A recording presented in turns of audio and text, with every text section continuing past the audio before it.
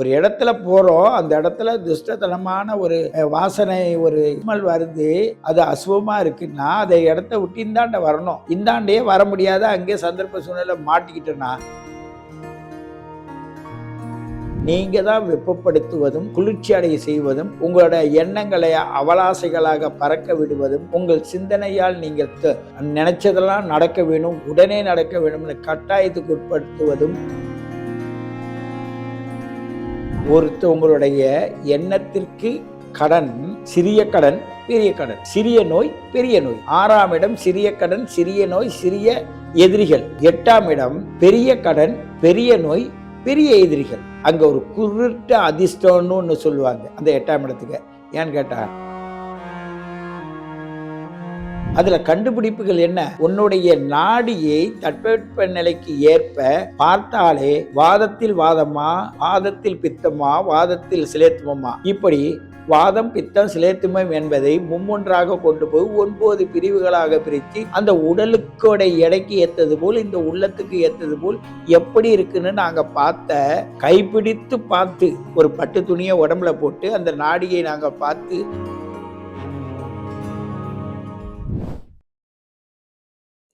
வணக்கம். Health talk அன்பு நேயர்களே, உங்களை வணங்கி மகிழ்வது உங்கள் சித்தயோகி பேரம்பலவாணன். தற்காலிகமாக எண்ணற்ற நோய்கள் உருவாயிருக்கு. அப்போவே 1448 நோய்களுக்கும் ஒரு ருத்ராட்ச மலையை ஒன்று போடுங்க, ருத்ராட்சத்தை போடுங்கன்னு சிவபக்தர்களும் சில முன்னோர்களும் சில வழிமுறைகளை சொல்லியிருக்காங்க. அதை ஏற்றுக்கொள்பவர்களும் உண்டு, அதை ஏற்காதவர்களும் உண்டு. அது அவரவர்களுடைய விருப்பத்தை சார்ந்தது. இருந்தாலும் ஒரு மனிதன் தேவையில்லாது தன் மனதை கெடுத்து கொள்ளும் போது அவன் உடலானது பாதிக்கப்படுகிறது. எப்படி தேவையில்லாத அவன் கெடுத்துக்கிறான்? அவன் வாங்கி வந்த வரன்னு ஜோதிடரை கேட்டால் சொல்லுவாங்க. 4ஆம் இடத்தில் தீய கிரகங்கள் இருந்தால் இவருடைய மனதில், அவனுடைய இருதயத்தில் பிரச்சனை வரப்போகுதுன்னு அர்த்தம். 6ஆம் இடத்தில் ஒரு பிரச்சனை வரப்போகுது என்றால் நோய் வரப்போகுது, நுரையீரலில் பிரச்சனை வரப்போகுது, சுவாசத்தால் பிரச்சனை வரப்போகுது அன்னு சொல்லுவாங்க. அதே நேரத்தில் அடி வயிற்றில் பிரச்சனை வரப்போகுது. இப்போ பார்த்தீங்கன்னா நிறையா ஹார்ட் அட்டாக் நிறைய வருது. ஏன் ஹார்ட் அட்டாக் வருது? சத்தியத்தின்படி நேர்மையாக உண்மையாக பேசி வாழக்கூடிய மனிதனுக்கும் ஹார்ட் அட்டாக் வருது. எப்பொழுதும் பிறரை துன்புறுத்தி கொண்டே, பிறருடைய சொத்து சுகங்களை அபகரித்து கொண்டே எல்லா காரியங்களும் துணிஞ்சு செய்வதனால் அவர்களுக்கும் சிலருக்கு வருது, சில பேருக்கு வர்றதில்லை. அப்ப இவ்வளோ அநியாயம் செய்கிறானே, இவனுக்கு ஏன் ஹார்ட் அட்டாக் வரலன்னா, அவனுக்கு ஹார்ட் அட்டாக் வரல, ஆனால் அந்த பொருளை அவன் வச்சு அனுபவிக்க முடியாத சூழ்நிலையை அவனே உருவாக்கிக்கிறான். அதுவரையும் தன்னை தக்க வச்சு கொள்வதற்காக பயிற்சி எடுக்கிறான். அந்த பயிற்சியில் அவன் தக்க வச்சிட்டு இருக்கான். இவன் ஒரு குறிப்பிட்ட காலத்திற்கு பிறகு போனா இந்த தவறான வழிகளில் தவறான முறைகளில் என்னென்னலாம் சேர்த்தானோ அதையெல்லாம் தன்னுடைய குழந்தைகளால் அழிக்கப்படுகிறது. ஆகையினால் ஒரு குழந்தை படிக்க மாட்டேனது, வாழ்க்கையில முன்னுக்கு போறதுக்கு நாங்க சொன்னா கேட்க மாட்டேனுது, அடாவடி அடிக்கிறான், வம்பு பண்றான், இப்படி குழந்தைங்களை நீங்க சொல்றீங்க. உங்க குழந்தைகள்ல உங்களுடைய குணாதிசயங்கள் தான் உங்களுக்கு குழந்தைகளா மாறுது. நீங்கள் சாப்பிட்ட உணவு முறைகளை பொறுத்துதான் அவனுடைய ஜீன் பவரானது வளர்கிறது. அப்ப ஜீன் பவர் வளர்வதற்கும் அவனுடைய குணாதிசயங்கள் வளர்வதற்கும் அதற்கு நீங்க தான் காரணமா இருக்கீங்க. அதற்கு ஏற்றது போல் காலத்தை மதித்தால் காலத்திற்கு ஏற்ற குழந்தைகள் பிறக்கும். காலத்தை நீங்க மதிக்கலைன்னா அந்த காலத்திற்கு முரண்பான நேரத்தில் அந்த குழந்தை பிறக்கும். ஆனா இதே முன்ஜென்மத்தில் வாங்கி வந்த வரம்னு ஒரு வார்த்தை சொல்லிடுவாங்க. அது முன்ஜென்மத்தில் வாங்கி வந்த வரமோ இல்லை தற்காலிகமாக வந்த வரமோ அவரவர்கள் பிறப்பெடுக்கும் நேரத்திலே நிர்ணயிக்கப்பட்டதாக இருந்தாலும் அதற்கு நாம் தான் காரணம் என்பதை நாம் முதலில் உணர வேண்டும். ஒரு ஹார்ட் அட்டாக் ஒருத்தவங்களுக்கு வருதுன்னாக்கே நாங்கள் என்ன பண்ணோம், கடகராசியில் ஒரு துஷ்ட கிரகங்கள் சனி செவ்வாய் ராகு இப்படிப்பட்ட கிரகங்கள் இருக்குதா, அதில் சூரியன் போய் உட்காந்துருக்கா, சூரியன் ராகு எது அமர்ந்திருக்கா, இல்லை மாந்தி அமர்ந்திருக்கா, இப்படி ஜோதிட ரீதியாக அவர்களை கணக்கிட்டு இந்த வயசுல இந்த திசாபுத்தி அந்தரங்கள் வரும்போது உங்க வீட்டுல இன்னாருக்கு இந்த நோய் வரும். அதுலேயும் இன்னொரு சில விஷயங்கள் இருக்குது.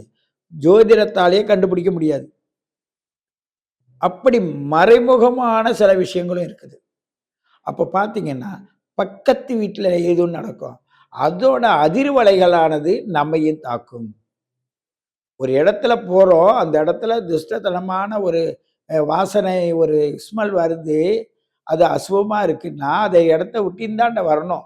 இந்தாண்டயே வர முடியாத அங்கேயே சந்தர்ப்ப சூழ்நிலை மாட்டிக்கிட்டோன்னா, அதோடைய அந்த கஷ்டத்தையும் நம்மளும் அனுசரிச்சுட்டு, அந்த காலம் கடக்கிற வரையும் அனுபவிச்சு தான் தீரணும். அப்படிதான் கால நிர்ணயமானது உங்களாலேயே உங்களுக்கு படைக்கப்படுகிறதே தவிர, இறைவனால் படைக்கப்பட்டது அல்ல. நீங்க எடுத்துக்கிறதையும், நீங்க கொடுக்கறதுலயும் தான் இருக்கு. இந்த இயற்கை, இந்த பிரபஞ்சம் எப்படி கொட்டியிருக்குன்னா, உங்களுக்கான அனைத்து நல்ல விஷயங்களும் தான் கொட்டியிருக்கு. நீங்க தான் வெப்பப்படுத்துவதும், குளிர்ச்சி அடைய செய்வதும், உங்களோட எண்ணங்களை அவலாசைகளாக பறக்க விடுவதும், உங்கள் சிந்தனையால் நீங்கள் நினைச்சதெல்லாம் நடக்க வேணும், உடனே நடக்க வேணும்னு கட்டாயத்துக்கு உட்படுத்துவதும், இப்படிப்பட்ட நிலையால் தான் உங்களுக்கு பாதிப்புகள் வருது. அதனால்தான் உடல்நிலை பாதிக்கப்படுகிறது.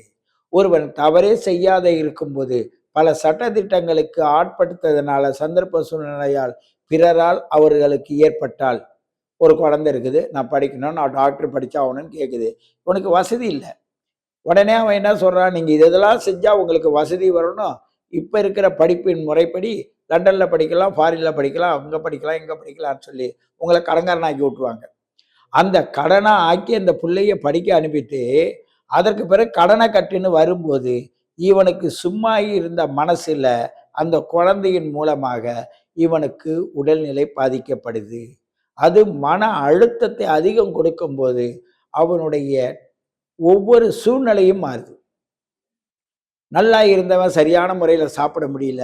அந்த கடன் கட்டுற ஒரு நெருக்கடி வந்துடுது. இந்த மாதிரி சூழ்நிலையில அவனோட உடலும் மனசும் பாதிக்கப்படுது.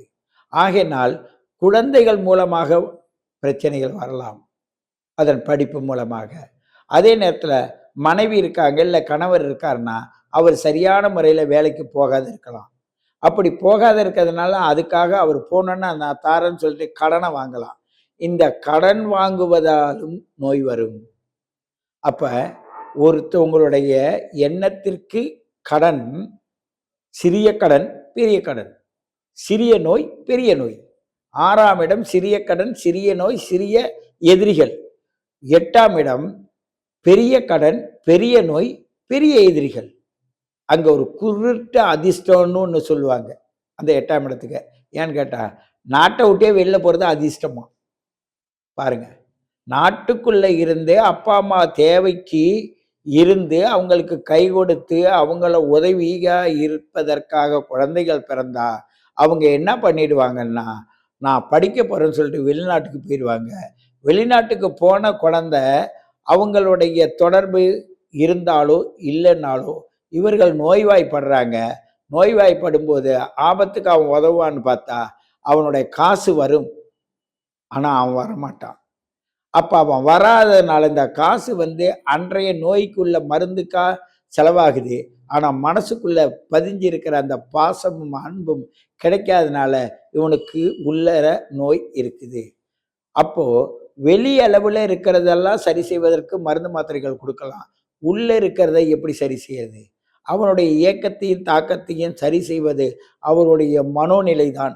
அந்த மனோநிலையும் அவனுடைய மனோநிலையும் வெளியே சென்றவனுடைய மனோநிலையும் சரியாக இருந்தால் அவனுக்கு இந்த நோய்வாய்ப்படுவதற்கோ ஹார்ட் அட்டாக் வருவதற்கோ வாய்ப்பில்லாத இருக்கும். பல வழிகளில் நான் ஒரு சிலதை சொல்றேன். ஆனா பல வழிகளை யோசிச்சு பாருங்க. அந்த ஹார்ட் அட்டாக் வருவதற்கு காரணம் நீங்களாக தான் இருப்பீர்கள்.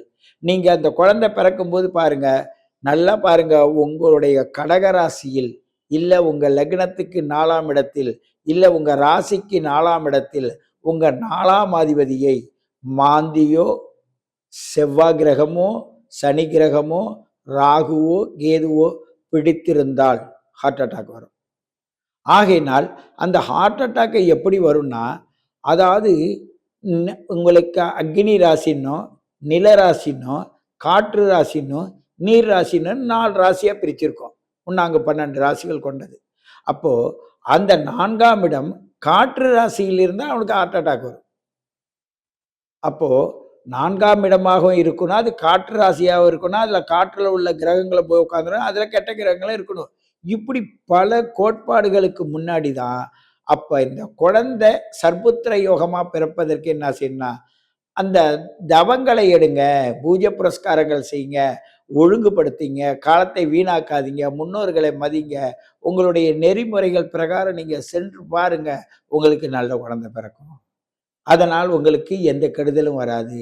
நோய் நொடி வராது. உனக்கு ஆபத்து நேரத்துல பக்கத்துல இருந்து கை கொடுப்பான்.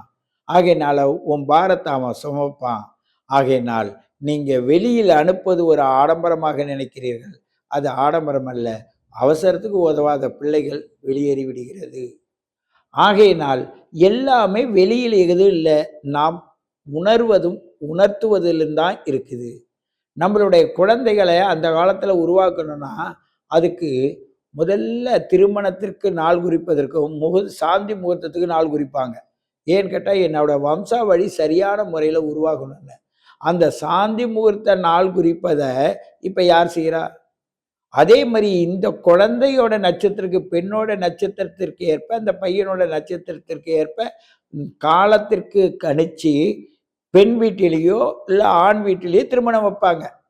அந்த மனையின் கீழ் அந்த அ திருமணம் நடந்து, அவர்களுக்கு உள்ள அழைப்பு கொடுத்து, வெளியில மேளதாளங்கள் சத்தத்தோடு, அந்த மங்கள ஒலி வாத்தியத்தோடு அங்க நடக்கும்போது பிறக்கின்ற குழந்தைகளுக்கும், கல்யாண மண்டபத்தில் இன்னைக்கு லீவு, இன்னைக்கு எல்லாருக்கும் லீவ் இருக்கும். எல்லாரும் வருவாங்கன்னு, போறவங்க, வரவங்க, நண்பர்கள் எல்லோரும் கூடுகின்ற காலத்திலே நீ குழந்தைய இன்று திருமணத்தை நடத்தினால், அது பிறக்கின்ற குழந்தைகளானது, "இன்னார் வந்தா, இவங்கெல்லாம் வந்தாங்க, இவங்கெல்லாம் வந்தாங்கன்னு" பெருமையா பேசுவீங்க.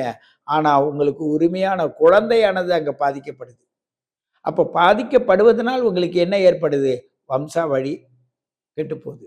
ஆகையினால அந்த காலத்துல சில ஒழுங்குமுறைகளும், கட்டுப்பாடுகளும், நெறிமுறைகளும் வச்சிருந்தாங்க. அதெல்லாம் உங்களுக்கு கேட்கவும், பார்க்கவும், அனுபவிக்கவும் கஷ்டமா இருந்தது.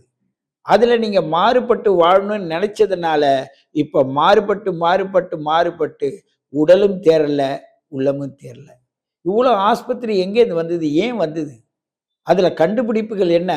உன்னுடைய நாடியை தட்பவெட்ப நிலைக்கு ஏற்ப பார்த்தாலே, வாதத்தில் வாதமா, வாதத்தில் பித்தமா, வாதத்தில் சிலேத்துமமா, இப்படி வாதம், பித்தம், சிலேத்துமம் என்பதை மும்மொன்றாக கொண்டு போய் 9 பிரிவுகளாக பிரிச்சு, அந்த உடலுக்கோட எடைக்கு ஏத்தது போல், இந்த உள்ளத்துக்கு ஏத்தது போல் எப்படி இருக்குன்னு நாங்க பார்த்த, கைப்பிடித்து பார்த்து, ஒரு பட்டு துணிய உடம்புல போட்டு, அந்த நாடியை நாங்க பார்த்து, மருத்துவம் செய்த காலம் போக, உங்கள ஸ்ட்ரக்சர்ல போட்டுட்டு, உங்களுக்கு கரண்ட்ல குடுத்து, எல்லாத்தையும் செக் பண்ணி, கரண்ட் கூடுது, குறையுது, இல்ல கரண்டே இருக்குது, இல்ல.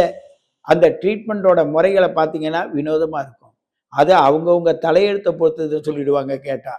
காரணம் என்னன்னா, தட்பவெட்ப நிலையும், உங்களுடைய சுற்றுப்புற சூழலும், உங்களுடைய மனோநிலையும், உங்களுடைய பொருளாதார வசதியின் மூலமாக நீங்க வாழ்வதனால், உங்களுக்கு ஹார்ட் அட்டாக் என்பது வருவதற்கு பல காரணங்களா மாறுகிறது. நல்ல தான தர்மங்கள், நல்ல சிந்தைகள், நல்ல பழக்கவழக்கங்கள், நல்ல நெறிமுறைகள், தானும் உண்டு பிறருக்கும் கொடுத்து வாழ்கின்ற தன்மை இருப்பவர்களுக்கு ஹார்ட் அட்டாக் என்பது வராது. ஆகையினால் ஒரு மனிதன் நோய்வாய்ப்படாது இருக்க வேண்டுமானால் அவர்கள் தான தர்மங்கள் என்பது தேவை. அந்த தான தர்மங்களை சொல்லுவதற்காகவும் செய்வதற்கான காசி முதல் ராமேஸ்வரம் வரையும் நிறைய க்ஷேத்திரங்களை கட்டி வச்சாங்க. காசு சேர்ந்துருச்சு, குழந்தை இல்ல. அப்ப என்ன பண்ணலான்னா, சத்திரம் சாவடி கட்டுங்கன்னுவோம். சத்திரம் சாவடி கட்டுங்கன்னா, வழிப்போக்கர்கள் அப்பல்லாம் நடந்து போவாங்க. இப்ப கூட பாருங்க, அப்ப மணல் கடந்தது. நடந்து வர்றவங்களுக்கு ஒரு ஒரு ஒரு தேர் இழுத்துட்டு வராங்க. தேர் இழுத்துட்டு வந்தா ஊரு கூடி தேர் இழுக்கும். அந்த மணல்ல இழுத்துக்கிட்டு வரும். எல்லாம் ஒண்ணா. உடலுக்கு சக்தி கிடைக்கும். காலுக்கு பலம் கிடைக்கும். இருதயத்துக்கு நல்ல பலம் கிடைக்கும். அவங்க இழுத்துட்டு வருவாங்க. கொஞ்சம் ஒரு வீடு வந்தோடனே நிறுத்துவாங்க. அவங்க கால்கள்ல தண்ணிய விடுவாங்க. கொஞ்சம் இளைப்பாறுவாங்க. திரும்பி போவாங்க. இப்ப அது மாரி இருக்க முடியுதா? தார் ரோடு போட்டாங்க. அடிக்கிற வெயில்ல கால வச்சுனா கொதிக்கும். பார்த்தாங்க மக்கள் கூட்டம் இல்ல. உடனே டிராக்டர் வச்சு தள்ள ஆரம்பிச்சுட்டாங்க. அப்ப மனிதனுக்காக தெய்வங்களை உருவாக்கி, தெய்வத்திற்காக மனிதனை உருவாக்கி, மனிதனுக்குள்ள வச்ச கோட்பாடுகள் இங்க பாதிக்கப்படுது. அதனால் உடலும், உள்ளமும் பாதிக்கப்படுது. ஆகையினால் ஹார்ட் அட்டாக்கரா இருக்கட்டும், கேன்சர், மத்தபடி இன்னும் பல கொடிய நோய்கள்லாம் வருவதற்கு காரணம் அவர்களுடைய பழக்கவழக்கங்கள், அவரவர்களுடைய உணவு முறைகள். அதை நீங்கள் புரிந்து அதற்கு ஏற்றது போல் நீங்கள் உங்களை பாதுகாத்துக் கொண்டால், உங்களுடைய நல்லதற்கும், கெட்டதற்கும் உங்கள கையில் தான் இருக்குது. அது உங்களால் தான் முடியுமே தவிர, மற்ற எவராலும் முடியாது என்பதை மட்டும் நீங்கள் உணர வேண்டும். ஆகையினால் உங்களுடைய எதிர்காலத்தை நினைத்து இங்கு நிகழ்காலத்தில் நீங்கள் உங்களை செம்மையாக வழிநடத்தி சென்றால் உங்களுக்கு ஆரோக்கியமான வாழ்வு 16ம் பெற்று பெருவாழ்வு வாழலாம் என்று கூறிக்கொண்டு உங்களை மீண்டும் சந்திக்கிறேன். உங்கள் சித்த யோகி பேரம்பலவாணன்.